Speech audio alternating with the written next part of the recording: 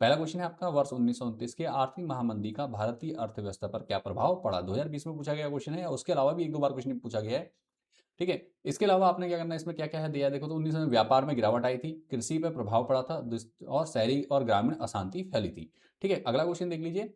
Video को pause करके आपने आंसर पूरा देख लेना, ताकि मैं कम टाइम में ज्यादा क्वेश्चन आप लोगों को बता सकूं, इसलिए मैं सारे क्वेश्चन पढ़ के और मेन मेन पॉइंट आपको बता दे रहा हूँ। ठीक है, ताकि आपको समझ में आ जाए चीजें। तो ब्रेटन वुड्स समझौता क्या था? 2020 और 22 में क्वेश्चन पूछा गया, और इस बार आने के चांस बहुत ज्यादा है, तो आपने इसको अच्छे तैयार कर लेना है। ठीक है, 1944 में हुआ था, जुलाई 1944 में हुआ था। कहाँ किसका? अमेरिका के न्यू हैम्पशायर में हुआ था, ब्रिटेन वुड्स नामक स्थान पर। ठीक है, और ये क्या है, एक मौद्रिक समझौता था। तो और द्वितीय विश्व युद्ध के बाद अंतर्राष्ट्रीय आर्थिक व्यवस्था को स्थिर करना इसका क्या था? मुख्य उद्देश्य था। ठीक है, जो किन क्या सदस्य देशों का पुनर्निर्माण में सहायता करना है, दो काम थे इसके। ठीक है, ये देख लें। इसमें क्या था, स्थापना क्या हुई इसमें? इसके तहत दो प्रमुख संस्थाओं की स्थापना की गई। कौन सी? पहली अंतर्राष्ट्रीय मुद्रा कोष, जिसे IMF के नाम से जाना जाता है, दूसरा विश्व बैंक, वर्ल्ड बैंक के नाम से आप जानते हैं। तो इन दोनों को आपने तैयार कर लेना। अगला क्वेश्चन है आपका, क्वेश्चन नंबर 3, पूर्व औद्योगिकरण से आप क्या समझते हैं? ठीक है, पूर्व औद्योगिकरण करता है यूरोप के कारखानों की स्थापना से पहले, जब कारखाने स्थापित नहीं हुए थे यूरोप में, उससे पहले क्या होता है, अंतर्राष्ट्रीय बाजार के लिए बड़े पैमाने पर औद्योगिक उत्पादन होने लगा था। ठीक है, पहले ही क्या होता, औद्योगिक उत्पादन तो होने लग गया था, लेकिन कारखाने बनने शुरू नहीं हुए थे। ठीक है, यह उत्पादन कारखानों में ना होकर गांवों में होता था, जहां व्यापारी कारीगरों और किसानों से क्या करते थे, कच्चा माल देकर उन्हें उनसे उत्पादन करवाते थे। इस प्रणाली में उत्पादन की जगह एक जगह केंद्रित नहीं थी, अलग अलग जगह से बनकर आता था। ठीक है, माल। तो ये सब चीजें थी कारण। उसका अगला क्वेश्चन देखिए, क्वेश्चन नंबर 4, 19वीं सदी के यूरोप में कुछ उद्योगपति मशीनों के बजाय हाथ से काम करने वाले श्रमिकों को क्यों प्राथमिकता देते थे? ठीक है, कारण बताना है। तो क्या था, श्रमिकों की बहुत बहुत आयात थी, मतलब बहुत ज्यादा श्रमिक थे और कम दाम पे काम कर लेते थे। दूसरा, मशीनों का महंगा होना, मशीनें महंगी हुआ करती थी। ठीक है, और तीसरा, बाजार की मांग। बाजार में क्या होता है, हाथ से बने डिजाइन, ऐसे कुछ डिजाइन हुआ करते थे कपड़े में, वस्तुओं जो जिनकी डिमांड होती थी, तो उसको सिर्फ एक कुशल श्रमिक ही क्या करता, कारीगर ही बना सकता था। ठीक है, ये कारण था। चौथा था मौसमी काम। मौसमी मतलब सीजनल काम होता था। तो क्या करते थे, जो काश्तकार लोग थे, मतलब जो उद्योगपति लोग थे, वो मजदूरों को सिर्फ सीजन के टाइम पे क्या करते थे, काम देते थे, और उनको उसी समय पे करते थे, मजदूरी देने पसंद करते थे। ठीक है, ये कारण। अगला है, मुद्रण संस्कृति ने भारत में राष्ट्रवाद के विकास में क्या योगदान दिया? 2022 और 20 में पूछा गया क्वेश्चन है, इंपॉर्टेंट है बहुत ज्यादा। तो भैया क्या क्या भूमिका निभाई थी, पहले देख लो। विचारों का प्रसार किया था, मतलब एक जगह से दूसरी जगह प्रिंटिंग प्रेस के थ्रू क्या हुआ, विचारों का प्रचार हुआ था लोकतंत्र समाचार पत्रों के द्वारा। ठीक है, और सरकारी नीतियों की आलोचना भी हुई। राष्ट्रवादी अखबार में क्या किया, जो सरकारी नीतियां थी जो कि गलत थी लोगों के लिए, उसके विरोध में उन्होंने क्या करी, आलोचना करी अपने अखबार के थ्रू। ठीक है, जिससे लोगों की राजनीतिक चेतना बढ़ी।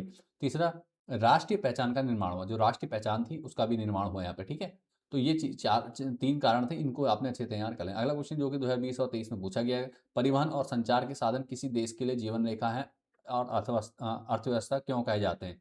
ठीक है, तो आर्थिक विकास होता है। देखो, परिवहन और संचार से क्या होता है, आर्थिक विकास होता है, क्षेत्रीय जुड़ाव बनता है, एक कोने से दूसरे कोने को जोड़ा जाता है, वैश्विक संपर्क बढ़ता है, मतलब देश इंटरनेशनल मतलब अंतर्राष्ट्रीय व्यापार भी बढ़ता है, और उससे क्या होता है, लोगों से जुड़ना, जगहों से जुड़ना, नई नई जगहों से जुड़ पाना हो पाता है संभव। ठीक है, तो ये सब चीजें होती है। बाकी आपने पूरा क्वेश्चन का आंसर दिया हुआ है, और सेम टू सेम अगर आपने ऐसा लिख दिया पेपर में, तो आपको पूरे मार्क्स मिलेंगे इस क्वेश्चन के भी।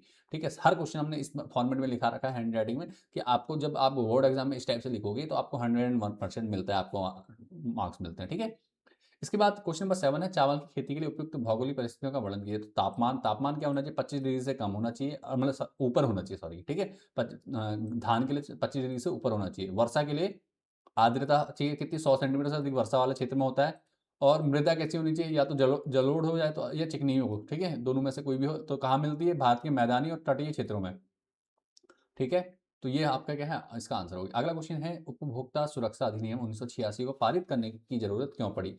ठीक है, कारण क्या थे? तो उपभोक्ता संरक्षण नियम क्या था, लोगों ने क्या, जो व्यापारी थे ना, विक्रेता थे, उन्होंने काफी मिलावट करना शुरू किया था, अनुचित व्यापारिक व्यवहार करने लग गए थे। दूसरा, असुरक्षित उत्पाद बेचने लग गए थे, जिससे क्या होता था, उपभोक्ताओं को स्वास्थ्य और सुरक्षा का खतरा था। अगला, जागरूकता का अभाव था, इसलिए क्या किया गया, उपभोक्ता संरक्षण अधिनियम लेकर आया गया। ठीक है, 1986 में।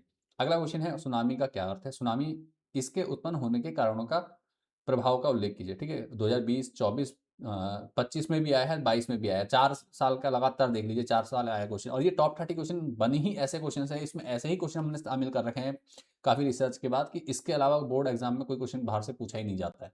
ठीक है, तो आपने क्या करना, अगर इस वीडियो को डाउनलोड करना चाहते हैं इसका पीडीएफ, तो आप पीडीएफ भी डाउनलोड कर सकते हैं हमारी वेबसाइट से जाकर। ठीक है, मैं लिंक नीचे दे दूंगा नेक्स्ट डे। और आपने कमेंट कर देना अगर आपको वीडियो इससे आगे और वीडियो चाहिए और क्वेश्चंस की तो सुनामी क्या होती है भैया? सुनामी का अर्थ क्या, जापानी शब्द है, इसका अर्थ होता है बंदरगाह की लहरें, जब समुद्र में उठने वाली विनाशकारी अत्यंत ऊंची लहरों की श्रृंखला है। क्या सुनामी क्या है? समुद्र में उठने वाली विनाशकारी और अत्यंत ऊंची लहरों की क्या है, एक श्रृंखला होती है। ठीक है, होती कैसे, ये कारण क्या है इसके उत्पन्न होने के? समुद्री भूकंप, अगर समुद्र के अंदर भूकंप आ जाए, या ज्वालामुखी विस्फोट हो जाए, या भूस्खलन हो जाए, 3 कारण होते हैं इसके होने के। और उसके प्रभाव क्या है? जान मान की हानि, बुनियादी ढांचे का विनाश और पर्यावरणीय क्षति। ठीक है, ये 3 चीजें होती हैं। उसका क्वेश्चन नंबर 10 देख लीजिए। निम्नलिखित में से संक्षिप्त टिप्पणी लिखिए राष्ट्रीय सूचना केंद्र NIC पर और एमएचए और हैम रेडियो जिसे कहते हैं। ठीक है, एमएचए और रेडियो या हैम रेडियो जिसे कहते हैं, और प्राथमिक उपचार किट। ठीक है, ये क्वेश्चन आपका रिपीट होता है बार बार, तो इसको आपने तैयार कर लेना है। राष्ट्रीय सूचना केंद्र क्या होता है, उसका एमएचए या हेम रेडियो किसे कहते हैं, और प्राथमिक उपचार किट क्या होती है। ये वीडियो को पॉज करके आपने पूरा देख लेना है। एक और क्वेश्चन मैं आपको यहाँ पे बता दे रहा हूँ जिसको आपने अच्छे तैयार कर लेना है अभी। ठीक है, 19वीं सदी में भारत के सूती कपड़ा उद्योग में गिरावट के मुख्य कारण क्या थे 19वीं सदी में? ठीक है, तो क्या थे? पहला था ब्रिटिश प्रतिस्पर्धा। ठीक है, उसका औपनिवेशिक नीतियां थी और कच्चे माल की कमी थी। ये 3 कारण मेन थे जो कि हमने यहाँ दे रखे हैं, आपने इनको तीनों को अच्छे से तैयार कर लेना है। ठीक है, तो ये सारे लघुत्तरीय प्रश्न हमने यहाँ पे आपको करा दिए जिसमें 3-3 4-4 नंबर के आपके क्वेश्चन बनते हैं, और आपने इनको सभी को अच्छे से तैयार कर लेना है। इसके अलावा अगर आपको और क्वेश्चन चाहिए, वीडियो चाहिए इसकी, तो आप मुझे कमेंट कर सकते हैं। और आप चाहते हैं कि टॉप 30 क्वेश्चन की पूरी पीडीएफ आप अगर डाउनलोड करना चाहते हैं, एक बार में आप तैयारी करना चाहते हैं, तो पीडीएफ भी डाउनलोड कर सकते हैं। हमारी वेबसाइट का लिंक मैं आपको कल अपलोड कर दूंगा चैनल में, डिस्क्रिप्शन में मिल जाएगा, साथ में आपको वहाँ पे मिल जाएगा, कहाँ पे, पिन कमेंट में, तो वहाँ मिल जाएगा। तो वहाँ से आप क्या कर सकते हैं, पीडीएफ को पूरा डाउनलोड करके और भी बेहतर ढंग से तैयारी कर सकते हो। हमने सभी विषयों की टॉप 30 क्वेश्चन की पीडीएफ बना के तैयार कर दी हैं। जल्द ही आप लोगों को सभी के टॉप 30 क्वेश्चन मिलने वाले हैं। तो आप लोगों ने क्या ना, अभी तक चैनल को वीडियो को लाइक नहीं किया, चैनल को सब्सक्राइब नहीं किया, तो जल्दी से लाइक और सब्सक्राइब कीजिए, दोस्तों के साथ शेयर कीजिए, और एक कमेंट जरूर कीजिए कि हाँ आपको वीडियो कैसे लगी, आपको कितने हेल्पफुल रही वीडियो, और आप नेक्स्ट वीडियो किस टॉपिक पे जाते हैं ये भी आप मुझे बता सकते हैं। मिलते हैं नेक्स्ट वीडियो में। Thanks for watching this video. Board exam के लिए आपको ढेर सारी शुभकामनाएं।